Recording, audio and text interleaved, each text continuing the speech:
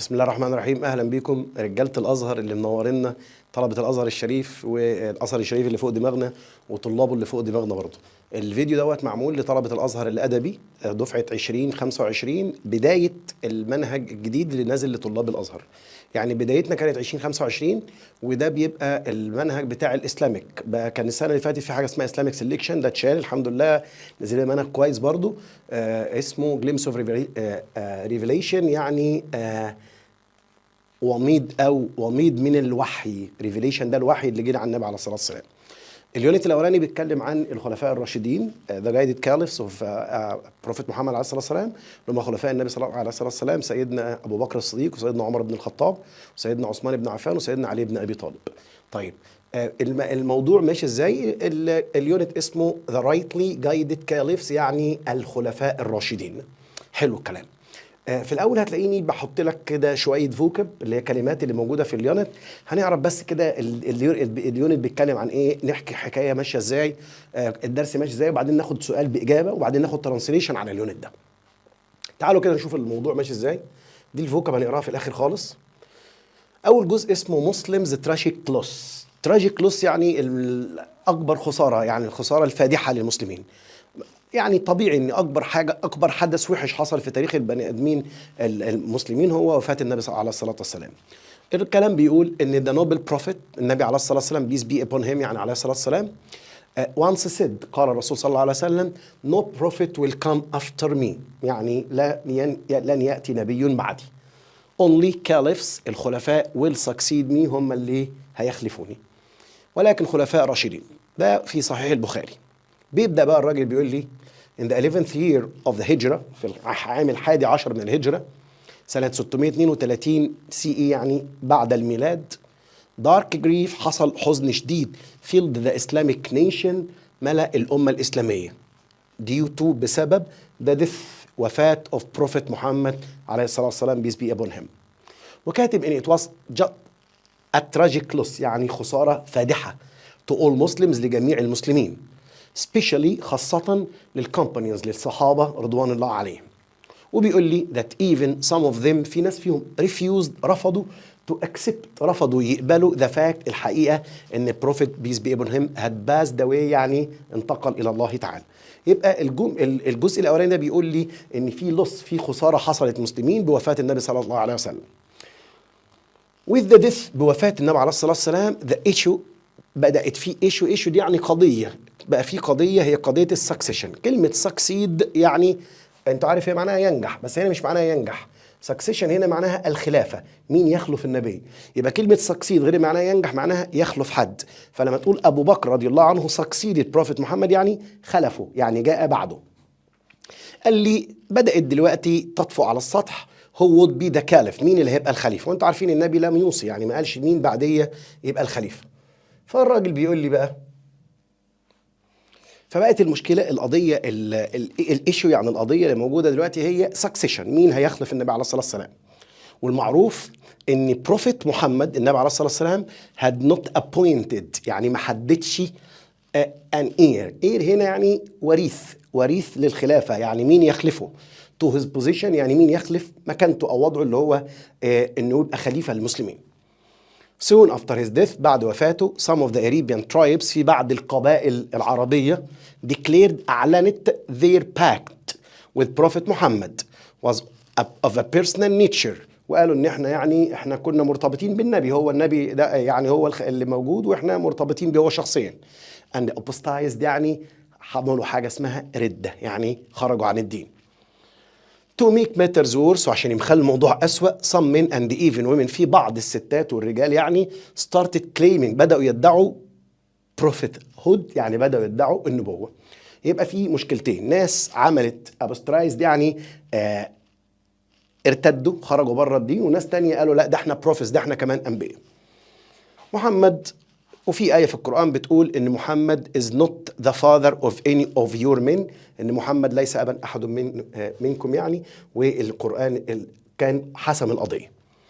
thus، وهكذا، the need for a caliph، بقينا محتاجين خليفة، was urgent، بقت دي حاجة ضرورية. ده بروفيت، وإن النبي عليه الصلاة والسلام once said، قال whoever among you shall live after me أي حد فيكم هيعيش بعدية will see much discord ده هيحصل كثير. thus hold fast تمسكوا to my tradition يعني بسنتي and the examples of the rightly guided caliphs وسنة الخلفاء الراشدين من بعدي.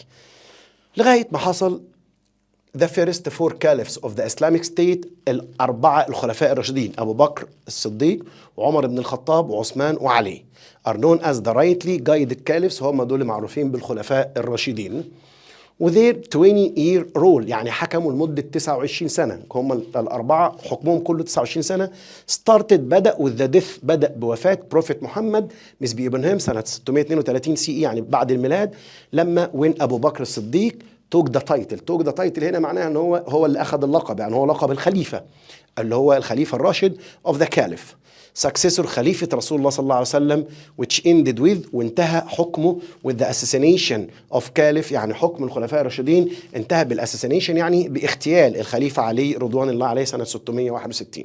ماشي الكلام. يبقى الجزء الاول ده بيقول لي بس ايه اللي حصل ان النبي عليه الصلاه والسلام حصل التراجيك لص الخساره الفادحه بوفاه النبي وبدانا ندور على كالف لان بقى عندنا مشكلتين مشكله الناس الرده والمشكله الثانيه بالناس اللي هي بتقول ان هم بروفيتس. during the reign يعني اثناء فتره حكمهم اسلام flourished الاسلام flourished يعني ازدهر and spread وانتشر widely بشكل واسع beyond the border يعني خلف أو وراء الحدود of the Arabian Peninsula اللي هي شبه الجزيرة العربية. as the Muslim state الدولة الإسلامية united اتحدت and extended وامتدت over a wide geographical area لمنطقة جغرافية واسعة. طب الدولة الإسلامية كانت منين لفين؟ مكتوب it stretched out يعني امتدت from the borders من الحدود of China من حدود الصين في آسيا to West Asia لغرب آسيا and North Africa وشمال أفريقيا and the way to أندلسية الأندلس in Europe. The role of the caliph دور الخلفاء بقى in the unity في وحدة المسلمين state was critical يعني كان دور حيوي جدا. ليه بقى؟ as they provided لو هم ادولنا مدونا ب smooth transition يعني في انتقال مرن من حكم النبي عليه الصلاة والسلام لحكم الخلفاء الراشدين after the prophets محمد عليه الصلاة والسلام after the prophet's death. They largely preserved يعني حافظوا على his cause and worked hard بدأوا يعملوا بجد وجد مسلم ستيس عشان يحصلوا على الدولة الإسلامية كاملة. They also introduced قدموا كمان a novel administrative system يعني نظام إداري جديد which was carried out بينفذ and molded وبيقابل to meet the needs of different circumstances يعني بيقابل الظروف المختلفة by rulers للحكام الجداد اللي هم الخلفاء الراشدين.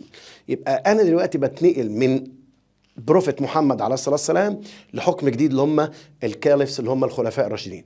هو بقى هيبدأ يكلمني على كل خليفة من الخلفاء الراشدين دول يعني بيديني جزء معلومة صغيرة جدا كده هو حكم ازاي حكم قد ايه اهم الأعمال اللي هو عملها ونهاية حياته كانت عاملة ازاي. هناخد النهاردة دلوقتي البداية بقى اهو ده فيرست كاليف أبو بكر الصديق رضي الله عنه. بيقول لي أبو بكر رضي الله عنه عبد الله ابن أبي قحافة was a senior company يعني من أوائل الصحابة to the prophet. He was known كان معروف by the honorific title الصديق يعني لقبه هو الصديق. Upon the death of Prophet محمد بعد وفاة النبي عليه الصلاة والسلام many people في ناس كتير refused رفضوا to believe في ناس كتير رفضت إنها تصدق the prophet had died في ناس كتير رفضت قالت لا النبي ماتش. However ومع ذلك standing firm وقف أبو بكر الصديق بحزم as always أبو بكر الصديق spoke اتكلم to the confused crowd يعني للناس المرتبكين الناس اللي متحيرة دي واللي كل واحد فيهم مش مصدق and reminded them وفكرهم بحاجة مهمة جدا that the prophet النبي عليه الصلاة والسلام was a human being كان مجرد بشر نبي ولكنه بشر and that he had passed away وإن هو انتقل إلى الله تعالى and there was no reason ما فيش أي سبب for them to deny إن هم ينكروا this. وبيقول لي he recited the Quranic verse وتلا عليهم آيات من القرآن الكريم وما محمد إلا رسول قد خلت من قبله الرسل أفإن مات أو قتل انقلبتم على أعقابكم. والنبي عليه الصلاة والسلام هو توفي صلى الله عليه وسلم واللي فكرهم بالآية دي هو سيدنا أبو بكر الصديق وظهر قوة هذا الرجل. immediately after بعد على طول ما مات النبي عليه الصلاة والسلام immediately after the prophet's death بعد وفاة النبي أبو بكر هو was unanimously accepted اتقبل to be the first caliph. كل الناس قبلت إن أبو بكر يبقى هو الخليفة. سيدنا أبو بكر led the Muslim states led يعني هو اللي قاد الدولة الإسلامية. ده كالف والخليفة faced a number of uprising هنا معناها انتفاضة، يعني حصل شوية مشاكل شوية انتفاضات. زي إيه؟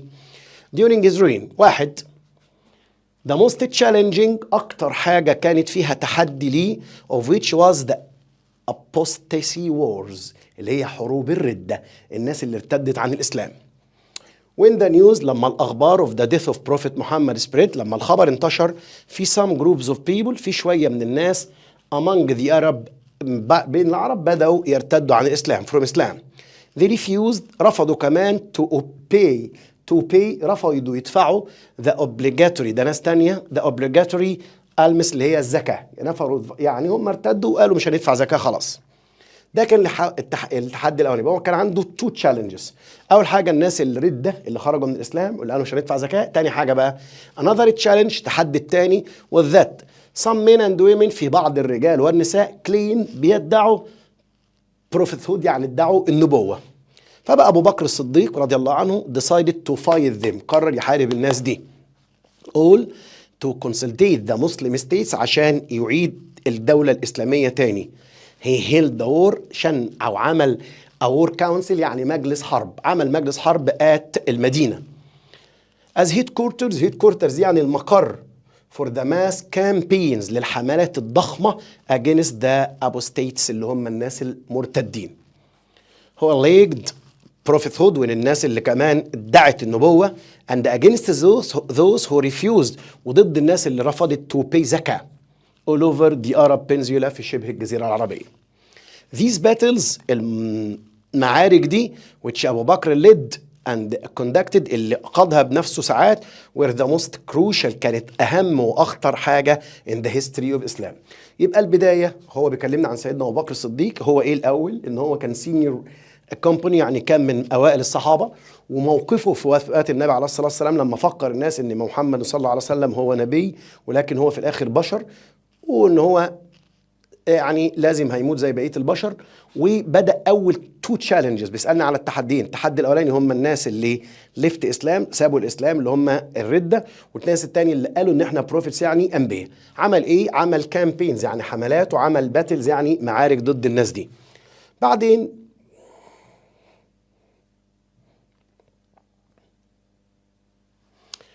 the spine of the apostates and those who claimed the prophethood was broken يعني شوكتهم انكسرت، يعني خلاص كسر شوكة الاثنين، هزم الاثنين.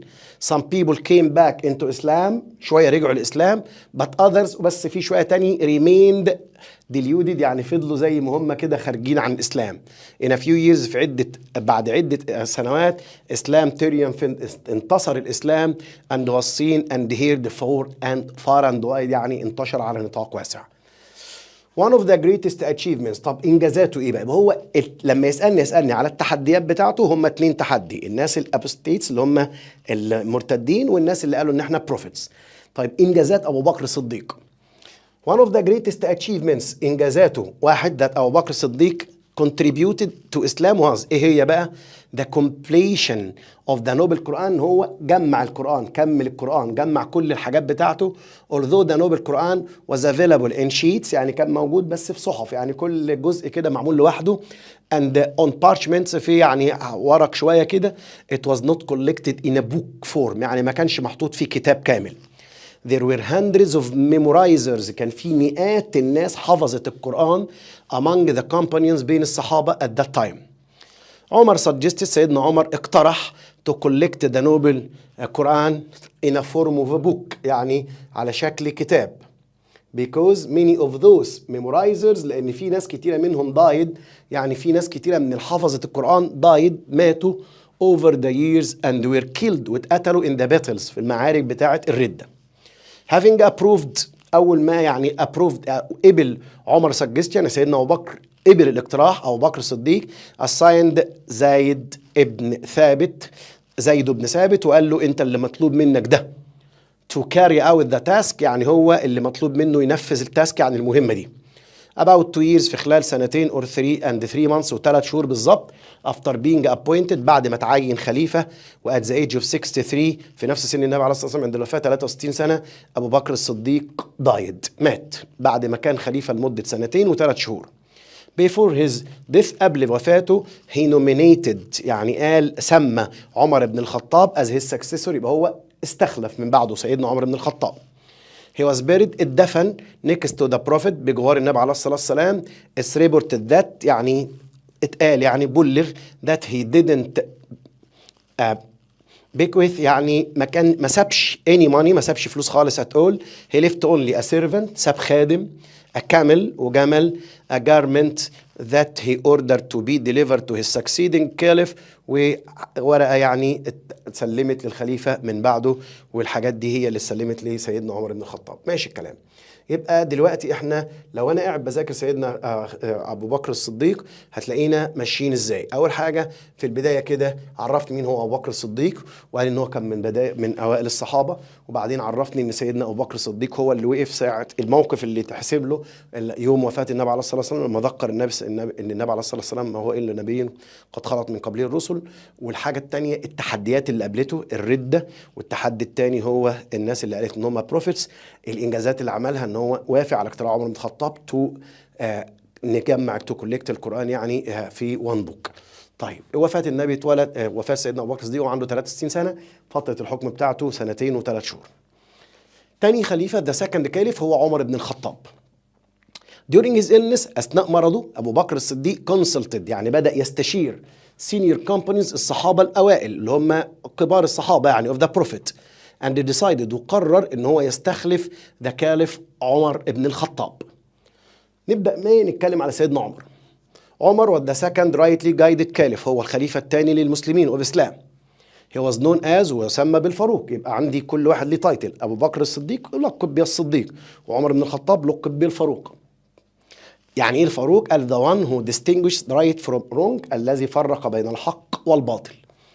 because of his fair character بسبب شخصيته العادلة. he was the first caliph أول خليفة to be entitled يعني يبقى واخد لقب commander of the faithful يعني أمير المؤمنين. ده لقب سيدنا عمر بن الخطاب أمير المؤمنين. عمر رضي الله عنه made great contributions يعني إسهامات. إيه هي؟ not only to the geographical spread مش بس في الانتشار الجغرافي أو التوسع الجغرافي، لكمان to the establishment كمان في تأسيس of religious justice العدالة الدينية and intellectual freedom والحرية الفكرية within Islamic state في الدولة الإسلامية. هنبدأ نتكلم على سيدنا عمر.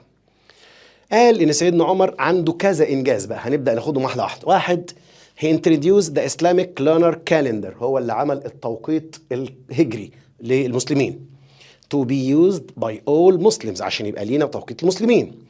رام بابليك سينسس هو اللي عمل الإحصاء العامة للناس بقى في حاجة اسمها إحصاء. and started وبدأ the construction of public facilities يعني عمل تسهيلات عامة للناس. he began what would now be at the Islamic judicial system يعني عمل نظام القضاء. كمان improved حسن الايكونوميك سيستم حسن النظام الاقتصادي. عمر بن الخطاب established أسس the departments of military عمل أقسام أو قسم العسكرية والبوليس taxation الضرائب education التعليم and the public treasury والخزانة العامة. كل دي من إنجازات عمر بن الخطاب.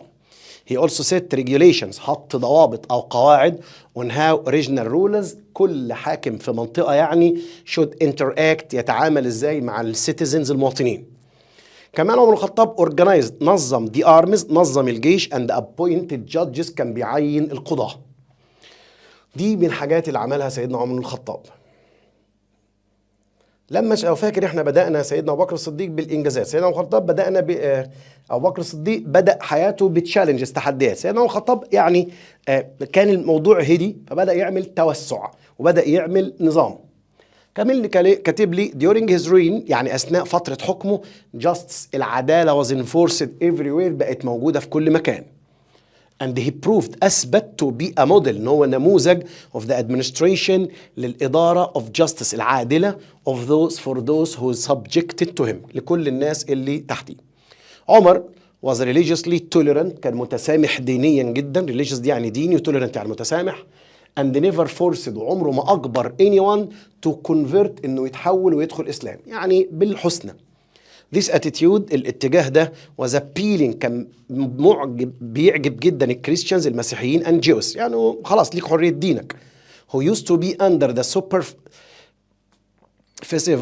of the Byzantines، كان ساعتها الحكم المتعجرف او القاسي يعني بتاع البيزنطيين او القهري بتاع البيزنطيين تحت المسيحيين واليهود. لما لقوا الاسلام جاي بالتسامح ده فاعجبوا بيه. هو ما طلبش منهم يسيبوا دينهم، تفضلوا على دينكم زي ما انتم، بس تدفعوا الجزيه.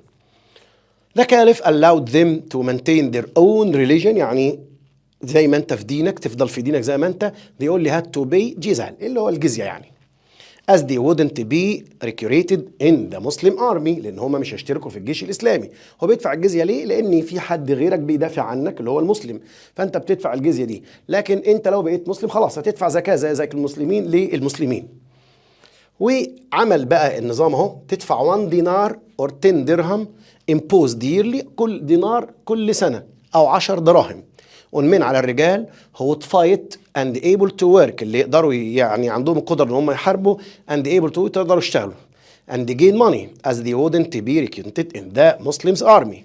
جزية was not imposed، غير مفروضة على البور الفقراء، ولا على الومن النساء، ولا على children الأطفال، ولا على old people الناس الكبيرة، ولا على كمان السيرفنتس اللي هم الخدم أو العبيد. الخدم يعني. عمر's greatest achievements، إنجازاته. قال الاتشيفمنتس was undoubtedly واحد the expansion، التوسع اللي حصل في الإسلاميك ستيت، في الدولة الإسلامية. during his reign، أثناء فترة حكمه the Islamic state ruled، حكم الدولة الإسلامية كانت بتحكم all over العراق وإيجيبت وليبيا وتريبولي وبيرشيا إيران وكردستان وإسترن أنطوليا وساوث أرمينيا سجستان. كل دول nearly 2/3 of the Eastern Roman Empire، يعني تلتين الإمبراطورية الرومانية. and the entire Sassanid Persian Empire، وكل الإمبراطورية الفارسية. along with Jerusalem، وكمان فلسطين ربنا يفرج عنها was also subjugated، كل دوت كان تحت حكم المسلمين. These military victories، كل الميليتري victories يعني كل الانتصارات العسكرية دي helped، ساعدته spread، ينشر الفيث الإيمان and the knowledge والمعرفة of Islam. The Islamic State، الدولة الإسلامية at his time was the second biggest، كانت تاني أكبر دولة في العالم in the world after China's empire، بعد الإمبراطورية الصينية. Once he had conquered new territories، بدأ يدخل في يعني أماكن تانية. عمر immediately set about، بدأ يعمل establishing institutions of law، يعني بدأ يعمل منظمات للقانون. This had a far-reaching effect، وده كان ليه تأثير كبير جدا على الاستابيليتي، على الاستقرار of the rapidly developing Islamic nation، على الدولة الإسلامية اللي بدأت تنمو بشدة. and ensured that everyone، كل مسلم and non-مسلم، كل مسلم أو غير مسلم enjoyed، بيستمتع بفول protection، بحماية عن طريق القانون اللي حطه عمر بن الخطاب. another achievement، في إنجاز تاني ليه، هو establishment، التأسيس of the land revenue department، عمل قانون للملكية ملكية الأرض. عمر بن الخطاب revolutionize، عمل يعني ثورة في السيستم اوف لاند اونرشيب، في ملكية الأرض. by setting up، ان هو أسس department، أسس قسم entrusted، بيثق أو بيضمن لك with the task of surveying and assessing the newly conquered land، يعني ندخل بقى بلد جديدة ما ناخدش بقى كل واحد حتة أرض كده، امال إيه. this ensured that the growing additions، الإضافات الجديدة to Islamic states could be smoothly and effectively managed، يعني تدار بسلاسة وبفاعلية. بدأ عصر عمر بن الخطاب، مكتوب اهو عمر's reign started سنة 15 هجريا 634 ميلاديا and ended، وانتهى سنة 644 ميلاديا when he was assassinated دي يعني تم اغتياله while he was performing، وهو بيؤدي the فجر prayer، صلاة الفجر، عن طريق Persian slave، عبد يعني مجوسي فارسي اسمه أبو لؤلؤة المجوسي. with the context of عيشة بعد ما استأذنه السيدة عائشة he was buried اتدفن next to the prophet محمد عليه الصلاة والسلام and the caliph أبو بكر الصديق. historians المؤرخين generally agree بيتفقوا ان عمر is one of the strongest واحد من اقوى and the most significant واكثر الناس الخلفاء المميزين Muslims in history في التاريخ. ده كان يعني مش عايزين نزود كده ان الكلام الالفاظ المستخدمه تقيله علينا. طب انا ببدا ازاي؟ ببدا الاول بحفظ الكلمات اللي في اول صفحه اللي هنقراها سوا دلوقتي، وبعدين بنقرا الدرس. معلوماته مش قويه لان هو المعلومات دي انتوا عارفينها كلكم بس عارفينها بالعربي. بعدين بنخش على الكويستشنز والانسرز. أول سؤال بيقول why did dark grief fill in the Islamic nation؟ يعني ليه الحزن خيم على الدولة الإسلامية أو الأمة الإسلامية بعد وفاة النبي عليه الصلاة والسلام؟ طبعا لأن it was a tragic loss، كانت خسارة تراجيدية، يعني خسارة كبيرة especially بالذات للكومبانيونز للصحابة، لدرجة إن في بعضهم refused to accept، رفضوا يكسبوا ده، يقبلوا ده. تاني سؤال بيقول what are the most critical problems؟ قول لي المشكلتين اللي قابلهم المسلمين immediately after prophet's death. هم قابلوا مشكلتين. أكبر مشكلة كانت السكسيشن اللي هي الخلافة. طب المشكلة التانية إيه؟ الناس اللي كانت عايزة مين اللي هيبقى الخليفة؟ الناس اللي كانت عايزة ترتد على الإسلام. تاني سؤال بيقول how long did the reign of the caliphs of Islam؟ يعني فترة حكم الخلفاء الراشدين قد إيه؟ قلنا كانت 29 years، 29 سنة. رابع سؤال بيقول what geographical effect؟ التأثير الجغرافي did the reign of caliphs have؟ التأثير الجغرافي اللي حصل في عهد الخلفاء الراشدين. قال إن المسلم ستيتس يونايتد بدأت تتحد and extended، امتدت wide geographical area، في منطقة واسعة جدا، وبقى كاتب لي إن هي من تشاينا لغاية يوروب. How was the role of the caliphs؟ كيف كان دور الخلفاء الراشدين in the unity في وحدة المسلمين critical، يعني مؤثر أو حيوي. طبعا لأن هم اللي ادونا smooth transition، يعني انتقال مرن أو سلس للحكم من النبي عليه الصلاة والسلام للخلفاء الراشدين. How did أبو بكر decide to confer؟ يعني ازاي اختار خليفة عمر بن الخطاب؟ طبعا هو استشار، لو انت فاكر كده ان during his illness أثناء مرضه أبو بكر الصديق consulted، استشار الكومباني، استشار الصحابة. What helped spread؟ اللي ساعد في نشر الإيمان والمعرفة بالإسلام. اللي ساعد ده الميليتري فيكتورز اللي هي الانتصارات العسكرية، وكمان الانتلكتشوال فريدم الحرية الفكرية اللي ادوها لغير المسلمين، وحرية العقيدة. What contributed؟ اللي ساهم to the stability، يعني اللي ساهم في استقرار وتطوير الدولة الإسلامية. طبعا اللي ساهم في ده الانستتيوشنز اوف لو اللي عملها عمر بن الخطاب، اللي هي المؤسسات بتاعة القانون. How did عمر بن الخطاب أو القوانين اللي حطها عمر بن الخطاب؟ How did عمر بن الخطاب ريفجنرايز؟ يعني ازاي عمل ثورة أو غير في السيستم بتاع اللاند اونرز. لو فاكرين هو عمل قانون اهو established of the land revenue department، اللي هو القسم اللي عمله بتاع إضاءة أو ملكية الأراضي. هو assassinated، مين اللي اغتال عمر بن الخطاب؟ طبعا أبو لؤلؤة المجوسي اللي هو Persian slave، العبد الفارسي. What sad event؟ الحدث السيء affected Muslims so badly that they got confused، وما كانوش مصدقينه. طبعا الحدث ده كان ده death، وفاة البروفيت محمد عليه الصلاة والسلام. What was the most challenging uprising؟ الانتفاضات، التحديات اللي قابلت سيدنا أبو بكر الصديق. قلت لك كان في اتنين، أول حاجة الأبوستسي اللي هم الحروب بتاعة الردة، وتاني حاجة الناس اللي ادعت إن هم prophets. Why did أبو بكر hold the war؟ ليه عمل hold war council؟ ليه عمل مجلس حرب في المدينة؟ طبعا مكتوب اهو ان some men and women claim the prophethood، يعني في ناس ادعت النبوة وفي ناس تانية رفضت تدفع الزكاة، فعمل كده عشان يعمل campaigns، يعني حملات against them. What was one of the greatest achievements؟ عايزين واحدة من إنجازات أبو بكر الصديق. أكبر إنجاز ليه إن هو collected the completion تجميع of Noble Quran بعد اختراع عمر بن الخطاب. السؤال رقم 15 بيقول what did أبو بكر leave when he died؟ قبل ما يموت سيدنا أبو بكر الصديق أو بعد ما مات ساب إيه؟ هو مكتوب it was reported that هو ساب بس no money، بس ساب servant كامل and garment، وطلب إن هي تروح لسيدنا عمر بن الخطاب. بعد كده هتلاقي الترجمة اللي موجودة، طبعا ده اللي موجود في الكتاب اللي هم من الوزارة منزله أو الأزهر منزله، وعامل لك كل ترجمة بال مش مهم بقى اللي بيحصل ده. كل حاجه بالترانسليشن بتاعتها. وده كان الدرس الاولاني. المره الجايه ان شاء الله في الفيديو الجاي هيبقى عندنا سيدنا علي بن ابي طالب وسيدنا ابو عثمان بن عفان، ويبقى كده يونت 1 خلص. وان شاء الله هنزل لكم كل اسبوع كده درس على الاسلامك، والملزمه موجوده PDF موجوده على اليوتيوب ونتفرج عليها دلوقتي. وربنا معاكم وادعوا لنا، وانا بدعي لكم وربنا معاكم. وشكرا لكم. معاكم مستر خالد علي ومنورنا.